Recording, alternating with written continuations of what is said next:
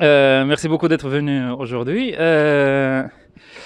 Je vais vous parler de comment passer de stade de développeur à start-upper, mais je ne vais pas parler des étapes, mais surtout des erreurs à éviter. Je préfère, moi, pas donner des étapes, mais vous dire les erreurs pour vous préparer à ces erreurs. Donc, avant de parler des 5 erreurs, moi, je suis Alil Krakbis. Ça, c'est vraiment moi. Même c'est pas les mêmes lunettes, la même coupe et tout ça.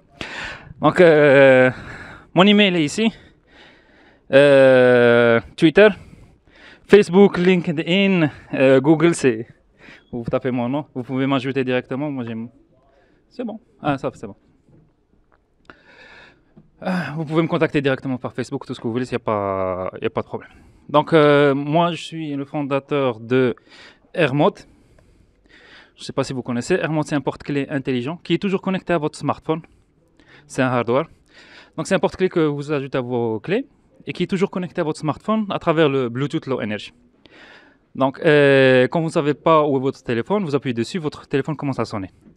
Et inversement, si vous ne savez pas où sont vos clés, ben vous pouvez appeler vos clés à partir de votre téléphone.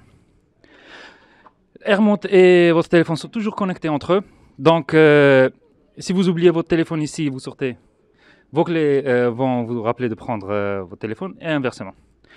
Donc, on peut aussi l'utiliser pour se prendre des selfies et il y a aussi détection de mouvement. Donc, le mouvement à droite et à gauche, c'est pour changer la musique ou bien lancer la musique. Le produit a été... là maintenant, on a déjà vendu à peu près 1000 unités.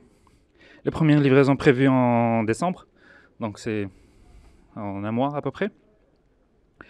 Et c'est le stade où on est maintenant. Donc, moi aussi, je suis développeur et je suis passé par les mêmes erreurs. Je vais vous raconter ces erreurs, comme ça vous les évitez. Donc, la manière que quand je suis dans une conférence ou un lieu comme aujourd'hui, donc ce que je fais, c'est je fais une petite présentation, mais j'essaie de la faire courte. Mais ce qui m'intéresse le plus, c'est d'entendre vos expériences, le stade où vous êtes et vos problèmes où vous êtes et comment on peut utiliser mon expérience ou bien l'expérience des autres personnes qui sont ici pour vous aider à améliorer votre projet. Que ça ne soit pas seulement de la théorie ou quelque chose, mais vous aider à appliquer dans vos projets actuels. Donc on commence. Premier problème à éviter, je ne parle à personne, on va copier mon idée. J'ai entendu ça mille fois, pas au Maroc, mais partout dans le monde. Ça, c'est l'erreur normale des débutants. Si quelqu'un me vient, je dis qu'est-ce que startup tu trouves, il me dit non, c'est clair. Il a peur, il n'a jamais passé le stade d'idée vers l'exécution et il ne veut jamais pas en parler parce qu'il a peur de le copier. Et ça vient peut-être un peu de notre background en université ou en école où on nous dit non, ne parle pas à l'autre, chacun fait son propre projet, chacun fait son propre solution, les examens, ne copiez pas l'un de l'autre et celui le meilleur, c'est lui qui va gagner. Mais dans le réel, dans les startups, ça ne marche pas comme ça. Et c'est même à l'inverse. Le nombre de personnes à qui vous parlez va augmenter les chances que vos projets réussissent. Je vous donne des exemples. Un des premiers problèmes à résoudre, par exemple, dans votre projet de start-up, ce sera avoir des personnes qui vont vous aider tout au long de votre projet. Peut-être des gens qui ont de l'expérience, peut-être des gens qui vont investir dessus, sur votre projet. Et si vous ne dites pas ce que vous faites, personne ne va vous aider. C'est tout à fait normal. Si je viens maintenant à vous, je vous dis oui, je lance une super start-up, c'est dans le domaine de hardware, mais je suis désolé, je ne vais pas vous en parler. Est-ce que vous voulez continuer la discussion? Non, c'est comme si moi-même je l'arrête. Et en même temps, à ce stade-là, si je ne vous dis pas ce qu'est mon idée, vous non plus, vous n'allez pas en parler à vos amis. Plus tard, quand je fais le lancement de mon idée, de mon projet, vous en avez pas parlé suffisamment, donc pas beaucoup de gens le connaissent, donc j'aurai pas de clients. Donc, il vaut mieux en parler le plus tôt possible et au plus grand nombre de personnes possible. Et comme ça, ces gens-là, en même temps, vont vous donner du feedback. Donc, ça, c'est un peu le résumé. On peut en parler un peu plus. Deuxième erreur, je lance mon produit et les utilisateurs vont aimer. Ça, je suis un développeur, je suis un super développeur et je sais très bien comment coder en web, en mobile, en iOS, Android, tout ce que je veux. Et je sais ce que les gens vont attendre du produit. Et je me sens que je suis un génie, je vais parler à personne, mais non plus ça. Je pense qu'au moment que je vais lancer, ils vont tous aimer et je vais être un milliardaire. Ça marche pas comme ça. Le premier lancement, c'est comme je dirais, c'est comme on fait un premier programme et on fait compile à la première fois. Ça marche pas. Ça marche jamais. C'est la même chose les startups. Quand vous lancez votre projet, ça marche jamais. Mais jamais s'il y a quelque chose de plus 100%, c'est comme ça. Donc, si on prend l'idée du développement en même temps, donc, qu'est-ce qu'on fait? Quand on lance on écrit un code, on le compile, on teste, ça marche pas, après on améliore. C'est la même chose dans les startups. Personne ne va aimer votre startup. Tout le monde va dire que votre idée est stupide. Donc, vaut mieux en parler au début, comme ça les gens vont peut-être aimer un peu plus tard. Et et comme ça, on améliore le produit par rapport aux attentes des clients. Et quand on a un matching, et à ce moment-là, les utilisateurs vont commencer à aimer. Pour vous donner un exemple réel, je vais vous pitcher AirMode comme je l'ai pitché au premier mois. Donc j'avais un petit prototype et il y avait Ali Wafer qui ici c'était cofondateur au début, après il est sorti mais on est toujours en contact, on est très bons amis. Et on sortait tous ensemble et moi je disais, ça s'appelait iMode dans le temps. iMode est une télécommande pour votre smartphone. Et tout le monde disait, mais pourquoi j'aurais besoin d'une télécommande pour mon smartphone? C'est pas logique. Et moi je me disais, moi je suis le génie du Maroc. Moi j'ai une idée géniale, je vais faire une télécommande pour ton smartphone. Quoi, une petite télécommande, tu appuies dessus et ça communique avec ton smartphone. Mais je me suis rendu compte que non, les gens ne veulent pas de télécommande. Ils ont suffisamment de télécommandes chez eux, de la télévision, du garage, et là je leur ajoute une télécommande pour leur smartphone, ça marche pas. Donc ça, je rajoute à la première erreur. J'ai parlé aux gens tout au début. Et j'ai pu améliorer mon pitch, ma présentation. Donc pour le moment où j'ai lancé, j'ai eu une très bonne présentation que je l'appelle, c'est un porte-clés intelligent qui est toujours connecté au smartphone. Quand vous ne savez pas où votre téléphone, vous appuyez dessus et votre téléphone commence à sonner. Ça, c'est pas venu comme ça. Il y avait beaucoup d'itérations. C'est comme j'ai dit, le code. On teste jusqu'à ce qu'on trouve quelque chose qui accroche. Donc, votre super idée, personne ne va aimer. Donc, vaut mieux en parler très tôt et l'adapter pour comme ça, organiquement, avoir des utilisateurs peu à peu. Troisième erreur. Je dois mettre le maximum de fonctions. Ça, c'est une des grosses erreurs et moi, j'en ai fait plusieurs fois. Donc, on s'est dit, moi, je vais faire un marhaba. Donc, tout le monde dit, oui, c'est pas suffisant. Par exemple, je vais faire un site web d'annonce. C'est pas suffisamment que je mette une annonce. Il me faut que je mette la photo, la vidéo, que les utilisateurs communiquent entre eux. Je veux que les personnes qui sont inscrites dans le site puissent communiquer entre eux, recevoir des SMS, recevoir des emails, envoyer des emails, passer par Facebook et tout ça. Et ça, c'est une des plus grosses erreurs qui peuvent tuer un projet au démarrage, avant même de lancer le projet. Chacun pense à son projet en lui-même et essaie de minimiser les fonctions. Trouver vraiment la fonction minimale pour le projet, pour au moins lancer un petit produit, un petit projet, juste pour valider, encore une fois, que les gens vont aimer. C'est ce que j'avais dit avant. Juste un petit... la fonction principale de votre projet, donc c'est ce qu'on appelle dans un peu le jargon MVP, startup, c'est le MVP, Minimum Viable Product. C'est le minimum du produit qui va avoir la fonctionnalité principale pour lancer son produit. Par exemple, si c'était Facebook, c'est partager les photos. Vous vous rappelez très bien au Facebook, si vous avez ouvert votre compte en 2007 ou 2008, il y avait que le partage des photos, c'est tout. Et après, ils ont rajouté les fonctions plus tard. Imaginez-vous que Facebook est lancé le premier jour avec toutes les fonctionnalités qu'on a aujourd'hui. Ce serait immense et gros, et peut-être même que Facebook n'aurait jamais pu se lancer, vu la taille du projet en lui-même. Donc, ils ont commencé petit à petit, et vous devez faire la même chose. Dans le cas de Airmote, on a la fonction, l'idée en principe, c'était d'avoir les fonctions de appeler un taxi, envoyer des messages SOS, contrôler, ouvrir les portes de garage, ouvrir les portes intelligentes. Tout ça, c'est des fonctionnalités qui rentrent dans la fonction de Airmote.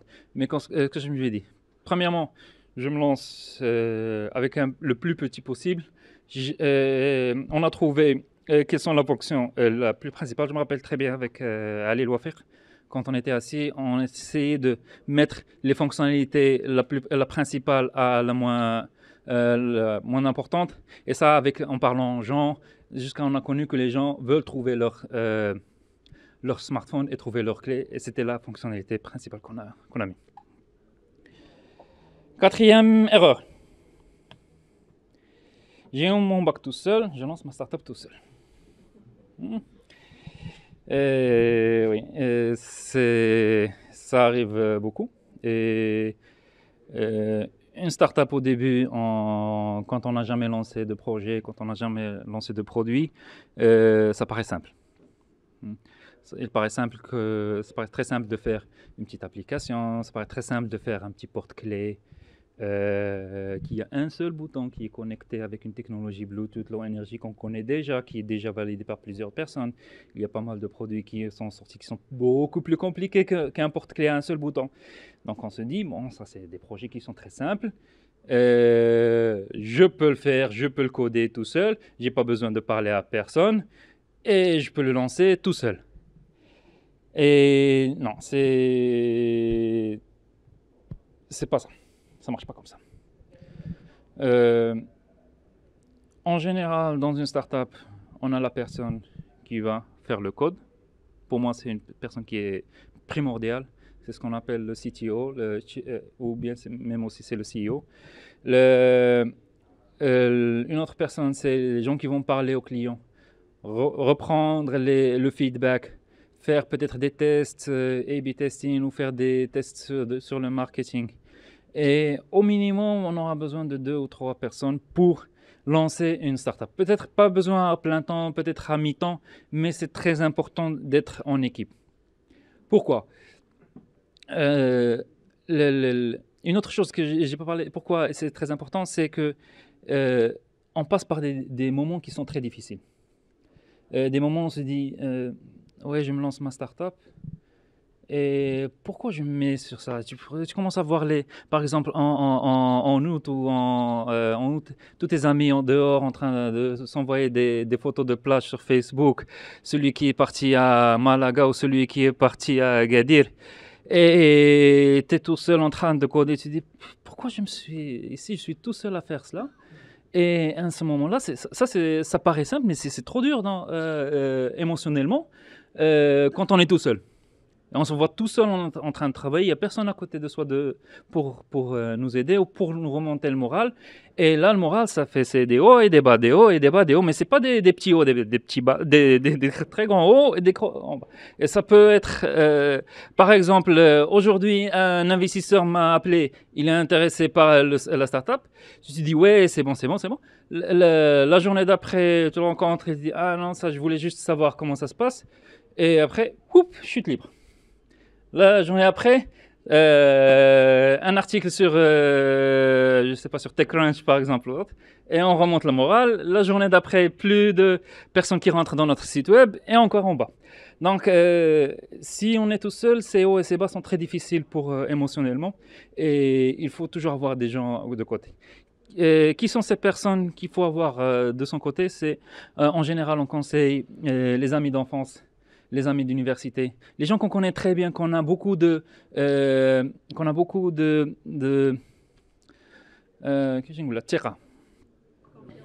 merci, de confiance, et qu'on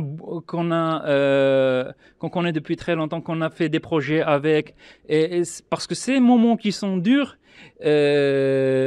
on va pas les passer avec n'importe qui. Et c'est هذيك comment on dit بالعربية العشرة. Donc c'est les gens qu'on connaît depuis très longtemps, on a travaillé avec sur de petits projets qui vont nous aider à maintenir la vue vers le futur. Parce que la startup, ça commence, c'est des petites étapes, des étapes, et il faut les construire étape par étape. Donc, personne ne travaille tout seul, s'il vous plaît, sur les startups. Pour Ermoth, maintenant, il y a 1, 2, 3, 4, je pense 6 ou 7 personnes qui travaillent dessus, et en temps partiel ou pas partiel. Bon, oui, tout le monde est en temps partiel. Ouais. Il y a seulement moi qui est à plein temps. Et il y a des freelancers, il y a des personnes que je connais depuis très longtemps. Et sans eux, Ermoth aurait arrêté il y a très longtemps. Cinquième et dernière erreur, pour me lancer, j'ai besoin de beaucoup d'argent. C'est faux. Et moi, je vous le dis, d'une startup de hardware. Et s'il y a une startup qui consomme beaucoup d'argent, c'est le hardware, c'est l'électronique. C'est beaucoup plus que le software. Donc, en général, quand on parle de startup, c'est des startups en software. Et le coût en investissement n'est pas aussi important comme par exemple l'électronique. Il faut faire des prototypes, les tester, après se rendre compte ça marche pas. C'est pas comme dans le code qu'on compile, ça marche pas. On se retrouve qu'une variable, on l'a mal écrit, c'est juste une erreur et on recompile. Dans le hardware, on s'est trompé de composants, mais il faut tout refaire à zéro et attendre 2-3 semaines pour recevoir la carte ou le composant.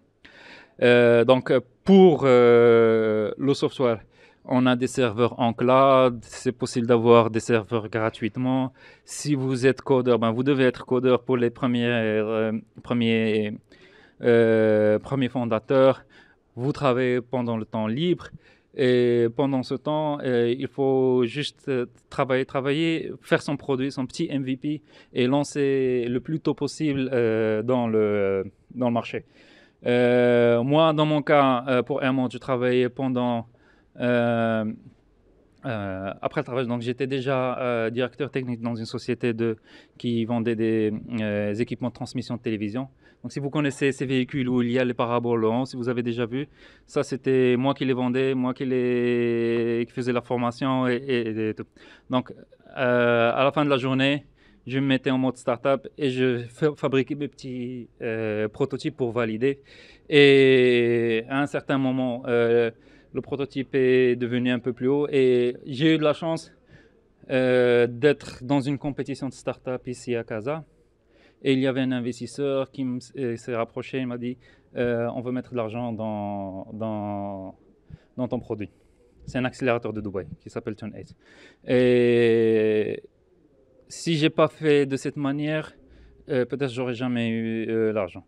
À un moment, l'argent s'est arrêté, donc je me suis dit comment je peux continuer? J'ai plus d'argent pour lancer le produit. Ça, c'était il fallait lancer le produit au marché. Donc, je me suis dit, je fais du crowdfunding.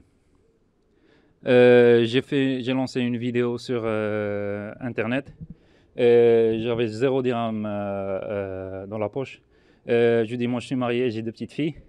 Et c'est un peu difficile. Donc, j'ai passé 3 mois à préparer seulement une vidéo. Et c'était prévu pour le crowdfunding aux États-Unis. J'ai fait le test en arabe. J'ai lancé sur Facebook. Ça a fait un boom qui est énorme au Maroc. Je ne sais pas si quelqu'un a déjà vu la vidéo de Hermot. Wow, pas mal. Donc, c'était un coup de chance, mais il y a un peu de travail avant. Je dis 3 mois de travail juste pour faire la vidéo. Et c'est moi-même qui ai fait la vidéo. J'ai pris la caméra en face de moi et tout. Donc, si on n'a pas de l'argent, on a toujours des solutions. Je ne dis pas que je suis un expert en start-up ou je suis un expert en lancement. Jusqu'à maintenant, je suis dans un stade qui est très bas, qui est toujours difficile, que la startup peut toujours redescendre et fermer. Ce sont tous des choses possibles. Mais ce que je dis il ne faut pas voir comme l'argent comme un obstacle, oui, comme un obstacle. Il y a toujours des possibilités. Si on parle à beaucoup de gens, si on parle de notre projet, si on améliore on améliore le pitch, le produit, et que les clients les gens, quand on parle, commencent à comprendre le produit et te dire, par exemple, il y a des gens qui m'arrêtaient, Ali, moi je veux Hermot maintenant. Ça, c'est un grand signe. Ça, c'était un très grand signe pour moi. Quand j'avais un prototype, quand je dis un prototype, c'est il y avait des câbles un peu partout, et quelqu'un qui me dit, oui, je veux acheter ton produit maintenant. Ça, c'était un grand signe pour moi que là, je suis dans la bonne route. Donc, voici les 5 plus grandes erreurs pour lancer cette startup et tout ça. باش تدير ستارت اب ديالك بلا ما تهلك en français, je sais pas comment le dire. Et bon, pour tous les contacts, moi je suis disponible. Si quelqu'un va lancer une start-up, n'hésitez pas à m'en parler. J'aime beaucoup en parler. J'aime beaucoup aider les gens. J'aime beaucoup partager les erreurs que j'ai déjà fait. J'aime beaucoup voir des start-up au Maroc se lancer. Et je suis là pour tout. Merci beaucoup. Il est chef ça d'abord? Ouais, les questions.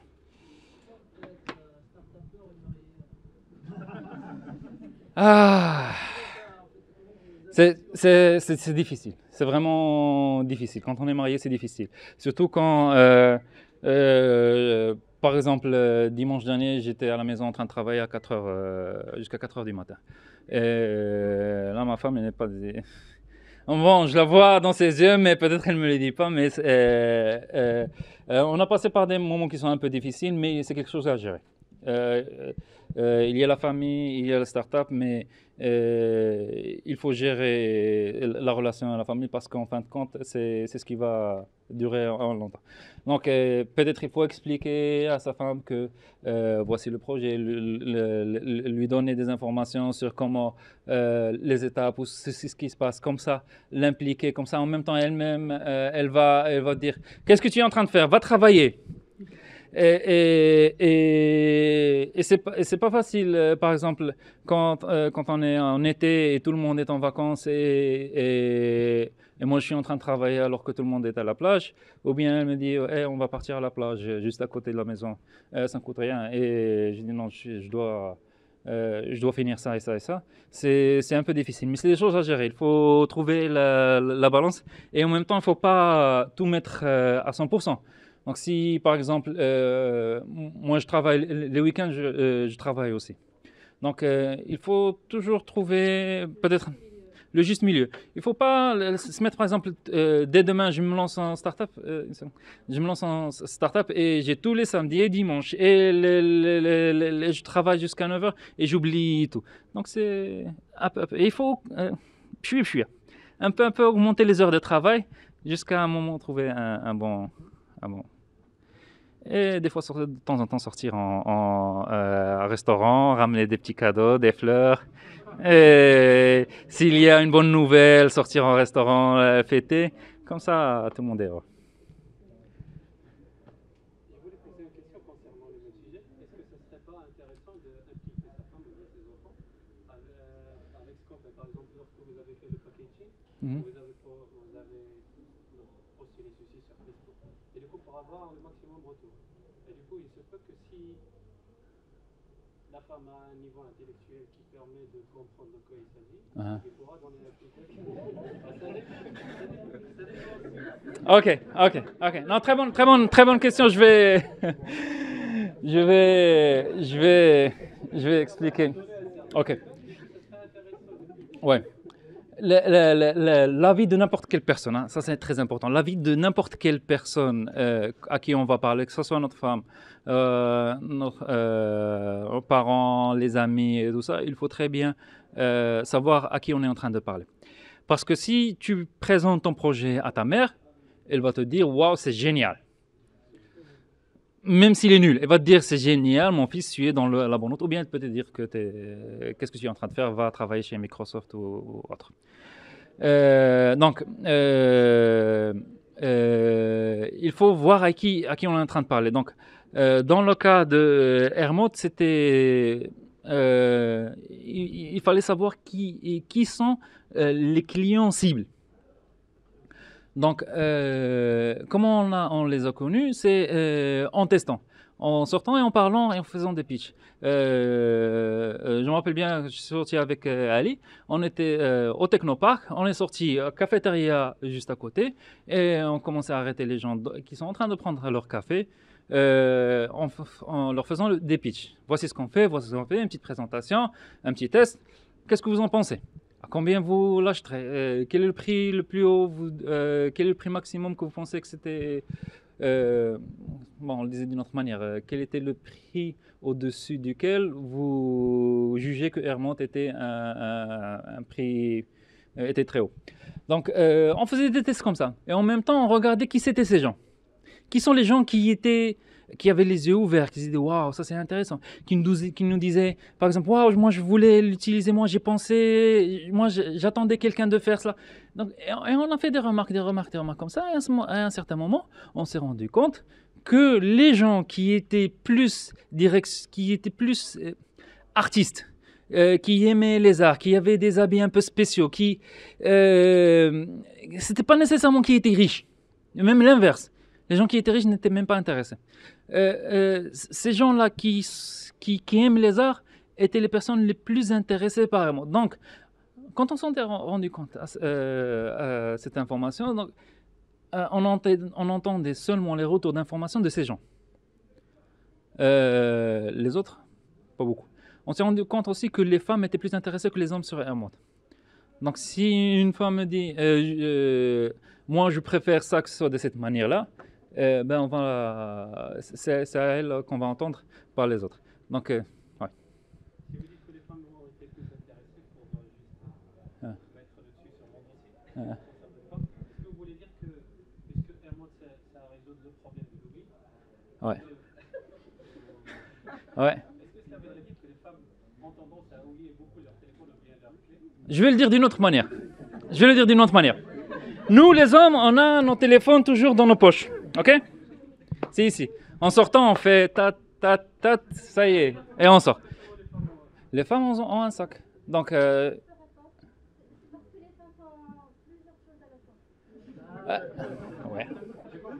Peut-être elles sont plus intelligentes. Mais ce qui est sûr, là, moi je parle maintenant de manière scientifique, c'est que les femmes et les filles ont tendance à mettre leur téléphone dans un sac. Elles n'ont pas de poche comme nous. Regarde, une femme ne mettra jamais quelque chose comme ça, c'est grand dans une poche. Donc, et ça, moi je ne savais pas. Bon, je savais, mais je ne me suis jamais rendu compte. Que quand elles mettent un téléphone dans leur sac, elles ne savent pas s'il est dans ce sac ou peut-être dans l'autre sac, ou bien elles l'ont oublié sur une table. Et ça c'est un problème qu'elles vivent beaucoup. Donc c'est ça. Ouais. Vous avez parlé d'aide. Où c'est qu'on trouve les bons skills? Ok. Ici, au Devox, C'est sur les techniques. Techniques, ok. Les de... Ouais, ouais, ouais, ouais, ouais. Moi, au démarrage de Hermot, j'étais en train de chercher des gens qui travaillent dans l'électronique. Moi, je suis développeur, à la base développeur web. Bon, j'ai fait quelques cartes électroniques quand j'avais peut-être 14 ans, 15 ans, mais ça, je suis pas un expert en électronique. Donc, pour trouver ces gens, ce que j'ai fait, une des premières choses, j'ai demandé au premier entourage des gens que je connais, est-ce qu'il y a des gens qui travaillent dans l'électronique? Est-ce qu'il y a des gens est-ce qu'il y a au Maroc un hackerspace? Un hackerspace, c'est un lieu où les gens font leur propre prototype en électronique, ou bien des choses physiques. Et bon, il n'y avait pas. Et j'ai commencé à faire des petits événements, surtout à Casa, je cherchais sur Internet s'il y avait des événements. Et je commençais à avoir des amis, des événements que et je leur parlais. Et à un moment, j'ai parlé à une personne, m'a dit oui, il y a quelqu'un qui est intéressé par tout ce qui est électronique. Donc, on est déjà trois. Lui, il est intéressé, il y a une troisième personne. Et entre nous trois, on a rajouté d'autres personnes et on a créé ce qu'on appelle maintenant le Morocco Makers. C'est une communauté des gens, des makers, des bricoleurs en électronique. Et à partir de là-bas, on a commencé à faire des petits événements, pour nous rencontrer. Et on a un groupe sur Facebook et on communique toujours entre nous. La communauté a grandi et j'ai pas les chiffres en tête maintenant. Bon, le groupe en Facebook, il y a 1000 personnes, mais les gens qui sont actifs, on dirait une centaine ou 150 personnes. Et, et à partir de là-bas, j'ai connu, par exemple, il y a un site web qui vend les composants qui s'appelle Dar Silicon. Le fondateur, il est à Paris, il travaille sur... Est-ce que vous avez déjà entendu de la Jeep qui a été hackée? Une Jeep qui a été hackée aux États-Unis dernièrement. Ben lui, il travaille sur la firmware pour résoudre ce problème de la Jeep qui a été hackée. Donc lui, il travaille sur le firmware. Ça, c'est des connaissances qu'on n'est pas, qu'on n'en a pas beaucoup ici au Maroc. Donc lui, par exemple, il travaille avec moi sur la partie firmware. Donc c'est un ami que j'ai connu peut-être une année avant de savoir que lui, il peut faire ce travail. Et maintenant, il travaille avec moi. Mais c'est comme ça. Les premières personnes qui vont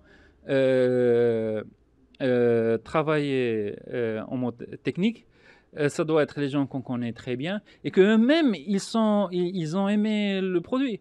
Moi, quand j'ai lancé la vidéo, ça a beaucoup aidé à, à, à convaincre les gens à travailler, même gratuitement. Ils veulent avoir, se dire, oui, moi j'ai travaillé sur Hermot. Quand on a lancé quelque chose. Mais c'est très difficile quand on n'est pas... quand on n'a pas une base technique, on n'est pas ingénieur, les gens de MBA et tout ça, ils ont des problèmes pour ramener des personnes techniques. C'est plus facile quand on est déjà technique, on sait parler le langage technique, on sait comment un développeur fonctionne. On ne va pas lui dire non, demain moi je veux une application mobile, je la veux demain, pourquoi ça ne marche pas? Pour ça, les gens qui ne sont pas techniques, ils ont des problèmes de ça. Vous deux, vous l'aidez. Vous avez beaucoup. Ok. Hmm.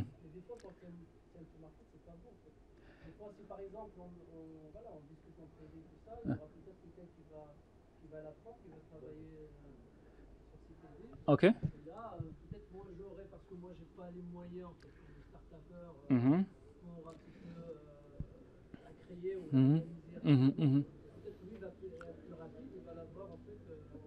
Tu as un exemple ici concret de quelqu'un qui a eu ce problème? Moi, je te dis de mon cas. Moi, je te dis de mon cas. J'ai parlé de mon produit à des milliers de personnes. Je l'ai pitché quand il y avait même juste en idée. Et Ouais. Il y avait quand même une barrière technologique. Par exemple, il y a des idées qui n'ont pas vraiment une barrière technologique. On peut le faire rapidement. Développer une application mobile, Ok. ça ne demande pas beaucoup d'efforts. Ouais. Créer par exemple un truc, quand même, que ça demande un peu d'électronique, ça demande de développer. Ok, Ok. Et les gens, ils vont pas. C'est pas tout le monde qui va, on va dire, faire l'effort de dire voilà, Ouais. je vais faire ça. Ouais. Je vais te donner d'autres exemples. J'ai deux amis qui ont très belles idées. Une fille qui a lancé l'idée c'était une application mobile pour connecter les gens qui font du sport et surtout pour les sports de groupe. Donc ça, ils ont un problème que pour jouer au tennis, il faut toujours une deuxième personne et des fois on n'a pas la deuxième personne. L'application s'appelle MySportner. Si tu cherches sur Internet, elle a commencé, je pense, quand est-ce qu'elle a commencé? 2011, 2011-2012 peut-être. 2011-2012, MySportner. Très belle idée. Il a gagné des compétitions dans le monde entier. Elle n'a pas encore lancé le produit. Et personne ne l'a copié. Et c'est une idée qui est très simple et que un développeur peut la faire. Personne ne l'a fait. Les développeurs qui sont prêts à donner leur temps ne sont pas intéressés par copier. Je sais pas. Il y a autre chose aussi, si je peux Ouais. me permettre, c'est que ton idée, ça doit avoir une idée, c'est pas grave. Ce qui importe, c'est l'exécution. Mm. Si toi, t'es mauvais pour exécuter ton idée, ou si t'es trop lent, comme c'était le cas de l'exemple dont on a parlé avant avec Apple, eh ben, t'es pas fait pour réussir, quoi. Je veux dire, si t'es trop lent et que Steve Jobs il arrive à te piquer ton idée, à rattraper tout le retard et à le lancer avant toi, il est meilleur que toi. Ouais. Donc c'est la même idée. Il va peut-être y avoir quelqu'un qui va te piquer ton idée. S'il est meilleur que toi, il va faire un meilleur travail. Ouais. Non. Non. T'as plus. Non, c'est faux. T'as plus de flexibilité qu'une grosse boîte. Apple, Google, créativité. Apple et Google, ils ont peur des startups. Ils ont peur parce qu'eux, ils ne peuvent pas suivre la vitesse des startups. C'est ça. Donc, qu'est-ce qu'ils se disent? On le voit, ah oui, il a lancé quelque chose. On le voit de très loin, on le laisse jusqu'à ce qu'il passe tout le stade, le premier stade qui est un peu plus difficile, et après. Pour mon cas, si quelqu'un, moi je le dis aujourd'hui, si quelqu'un est prêt à copier Hermod et le faire d'une manière meilleure que moi, j'ai pas de problème. Et c'est pour cela une des raisons que j'ai jamais déposé de brevet. Tout le monde. Non, ça va pas me faire mal. Non, c'est pas ça, ça va pas me faire mal. C'est mon erreur, c'est moi qui n'a pas bien exécuté. Le plus gros problème, c'est pas l'idée, c'est l'exécution. Mais ça pose aucun problème de poser les brevets. Pourquoi? Parce qu'on va donner l'exemple de Tesla par exemple. Le fondateur de Tesla, Elon Musk. Donc il avait autant de brevets pour un développement de Tesla. Mais quand même, il les a donnés aux startups. Il les a donnés pour dire moi je veux pas créer une barrière, je veux qu'il y ait de la compétitivité. Et du coup les startups se sont mis pour développer des trucs qui ressemblent à Tesla. Pourquoi pas? Un autre exemple concernant les startups, en fait c'est une grosse boîte, mais quand même, si on revient à une description qu'a donnée Steve Jobs concernant Apple, il a dit qu'Apple est la plus grande startup du monde. Comment il a expliqué? Il a dit qu'à l'intérieur, il y a plusieurs startups qui sont en train de coopérer pour à la fin donner un produit qui est homogène à la réputation Apple. Pourquoi Apple ne fait pas de compétition avec les startups? Eh bien parce qu'ils ont une marque derrière. Et ils travaillent sur le branding. S'ils se lancent eux aussi en développement des applications comme ça et des startups alors que ces startups-là échouent, c'est la marque derrière qui va être touchée. C'est pour ça que eux, des fois, ils préfèrent racheter des startups quand on sait déjà que c'est une success story. Je te donne un exemple. Ok. Je te donne un exemple réel de Apple pour la smartwatch. Si vous avez suivi les news, donc la smartwatch a été lancée par Pebble. C'était les premiers qui ont lancé une smartwatch. Je ne me rappelle plus quelle année, 2011, peut-être en 2012. Et Apple a tardé peut-être des années avant de la lancer. Donc ils sont en retard en marché. Et qu'est-ce qu'ils ont fait? Il y a une petite start-up qui s'appelle Atlas Wearable. Ils ont fait un petit wearable où tu elle connaît automatiquement quel type de sport tu es en train de faire. Ou bien c'est des push-up, push-down, ou je sais pas quoi, tout ce qui, elle peut détecter tout cela. Et qu'est-ce qu'ils ont fait? Ils ont recruté le développeur principal de cette start-up. Et quasiment, ils ont pu la copier, ils ont pu l'acheter, mais qu'est-ce qu'ils ont fait? Ils ont recruté un des développeurs principaux. Peut-être qu'ils avaient des problèmes internes, je ne sais pas moi. mais il ne faut jamais avoir peur de quelqu'un qui va vous copier. De toute façon, les idées, pour moi, à mon avis personnel, les idées, il y en a beaucoup. Si quelqu'un me copie, m'améliore et fait une exécution meilleure que moi, donc le problème vient de moi, mais pas de lui. Et en même temps, le marché, il est immense. On a 6 milliards de personnes dans le monde. Les gens qui utilisent les smartphones, c'est un marché immense. Donc si quelqu'un me copie, ça peut être même mieux pour moi, ça valide que mon idée est bonne. Et si j'échoue parce que quelqu'un a exécuté meilleur que moi, il a eu beaucoup plus d'argent et les idées, ça tombe tous en même temps, ben tant mieux pour lui. J'ai déjà de l'expérience, je peux relancer quelque chose d'autre. Il n'y a pas de problème. J'ai des idées, chaque journée j'ai de nouvelles idées. Dernière question, ça concerne un exemple local qui est de Airmont. J'aimerais bien savoir votre retour d'expérience sur le crowdfunding. Ouais. Parce que c'est une question très importante des développeurs à start-up. Ouais. Comment ça marche et quelles sont les problématiques que vous avez. Ok, le crowdfunding, je vais faire rapidement. Le crowdfunding, c'est simple. Si on n'a pas une mailing list, on n'a pas de crowdfunding. C'est direct. Si on n'a pas de mailing list, si on a une mailing list qui est vide, résultat sera zéro. Moi, avant de lancer, quand j'avais lancé une vidéo, au premier temps, à la fin de la vidéo, je lui disais, si vous êtes intéressé par Airmont, laissez votre email. Donc à la fin, j'avais au début une mailing list où il y avait 200 personnes et l'a monté à 6000 personnes en une seule semaine. Et les gens qui ont acheté Airmont, qui ont parlé de Airmont, qui ont partagé sur Facebook, c'était les gens qui étaient sur la mailing list. Donc ça a été déjà filtré. Donc moi-même, quand j'envoyais dans la mailing list, j'envoyais un email, je regardais la même journée une montée des ventes. Donc c'est ça, c'est un travail qui se fait des mois à l'avance et c'est comme ça que ça marche. Allez, après. For someone who wants to start a hardware startup, the most difficult thing is making a prototype. Ah. So what do you suggest for people who want to start their startup to make prototype, either to work here from Morocco and import parts, or to move to Shenzhen or to Boston? البغا l'électronique يسولني qui veut faire une startup en électronique, je conseille beaucoup de partir en Chine. Il y a tout un écosystème qui est déjà prêt, c'est plus rapide, c'est moins cher et on peut faire des prototypes rapidement et peut-être retourner ici au Maroc faire des tests si c'est le marché ici au Maroc, si c'est dans un autre pays, peut-être partir faire des tests dans les pays où il y a le marché prévu, mais ça reste que Shenzhen en Chine, c'est ce qu'on peut faire en une semaine là-bas, on peut le faire ici en un mois ou peut-être plus. Donc c'est toujours... Et en plus il y a les connaissances, il y a les usines sur place. Il y a beaucoup de gens qui peuvent aider, qui peuvent donner de l'information. Ça c'est quelque chose que je ne savais pas au départ. Ça va? Une chose avant de finir. Je vais partir, j'ai rapidement une réunion ici, bon pas ici, à Casa, et je retourne.